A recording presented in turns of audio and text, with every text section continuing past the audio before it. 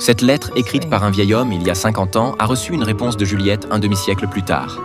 Claire regrette amèrement d'avoir laissé passer sa chance de faire sa vie avec Lorenzo à cause d'une hésitation et d'un recul passager. Elle annonce solennellement au secrétaire de Juliette qu'elle part dès le lendemain matin à la recherche de Lorenzo. Émue par la profondeur de ses sentiments, Sophie supplie Claire de la laisser se joindre à cette quête amoureuse pour en tirer un livre. Pour accélérer les recherches, Sophie propose de commencer par localiser rapidement la cible via Internet. Mais quelle surprise de découvrir plus de 70 Lorenzo dans cette ville.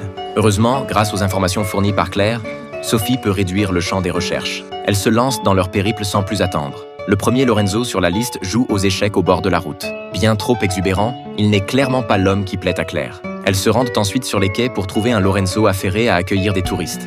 Son comportement encore plus extraverti est à des lieues de celui que Claire connaît.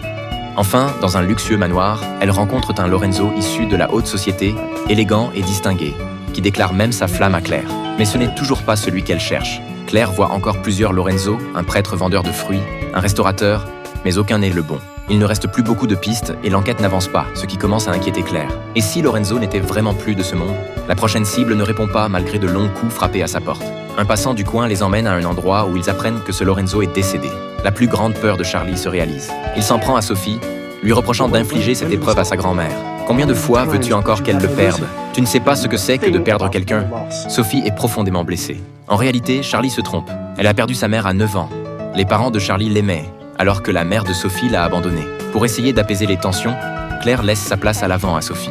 Mais le trajet se fait dans un silence pesant. Pour détendre l'atmosphère, Claire demande à Charlie de s'arrêter dans un vignoble pour déguster du bon vin. Mais à peine entrée, elle le fait stopper net. À quelques pas, un jeune homme dégage la même aura que Lorenzo dans sa jeunesse. Et effectivement, en discutant avec lui, Sophie et Claire apprennent que son père est le Lorenzo qu'elle cherche désespérément. Charlie lui explique la situation, et il accepte de les conduire à son père. Mais Claire hésite à nouveau.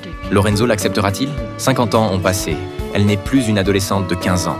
Alors qu'elle s'apprête à partir, tiraillée par le doute, Lorenzo surgit au loin et accourt vers elle tel un chevalier de conte de fées. Cette attente de 50 longues années s'épanouit enfin en cet instant.